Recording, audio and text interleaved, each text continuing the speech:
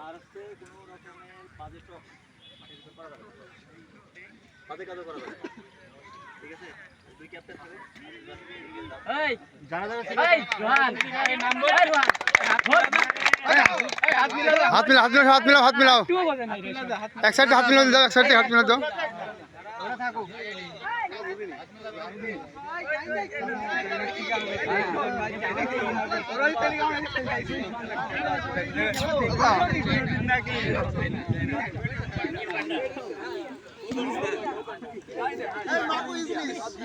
দেখছেন দর্শক আমারই প্যান ফিনিশ পড়ে যাচ্ছে